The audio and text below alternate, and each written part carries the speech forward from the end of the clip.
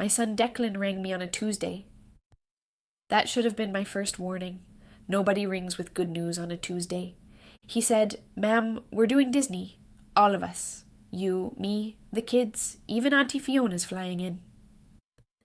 And for about 4 seconds I pictured it. The grandkids on the rides. Me in a sun hat, pretending I don't mind the heat. Fiona complaining about the humidity within 20 minutes, guaranteed. Then he said the number. $4,200, my share. Now I want to be honest with you, because that's the whole point of this channel. My first feeling wasn't excitement. It was panic, dressed up as excitement, the way it usually is when money's involved and families watching. I told him I needed a night to think about it. He laughed. He said, "Ma'am, it's not a big decision. It's a vacation." But he doesn't see my bank statement, and Mare certainly doesn't need to see it either, or she'll have an opinion, and I don't have the energy for 2 opinions in 1 week. So that night, I did what I always do when a big number lands on me sideways. I got out a pad of paper. Not my phone, not an app. A pad of paper, because there's something about seeing it in my own handwriting that stops me lying to myself. On one side I wrote Disney. On the other side I wrote the car. I still owed $3,100 on that car, payments of $280 a month for another 11 months, with interest quietly eating a bit more of me every single time. And here's the thing nobody tells you about debt when you're over 60. It's not just the money, it's the low hum of it. It's there when you wake up. It's there when you check your account before you buy groceries. It's a small tax on your peace of mind that you pay every day whether you think about it or not. I looked at those 2 numbers for a long time.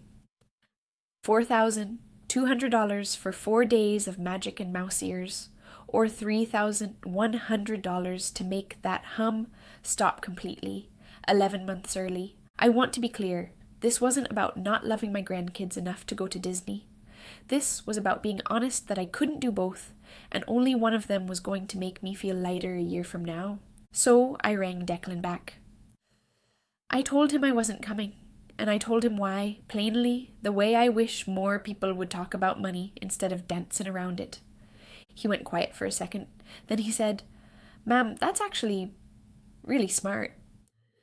Which, from a 38-year-old, is basically a standing ovation.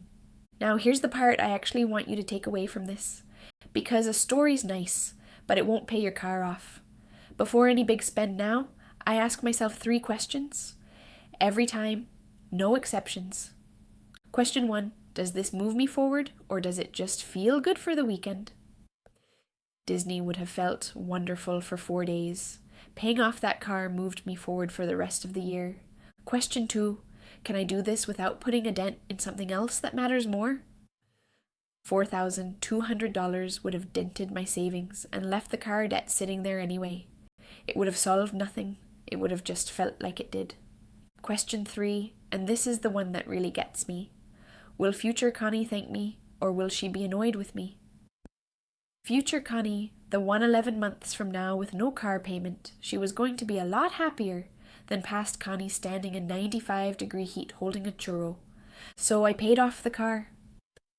All $3,100 of it in one payment gone. And I want to tell you honestly what that felt like, because it wasn't fireworks. It was quieter than that. It was checking my account the next morning, and there being one less thing sitting on top of me.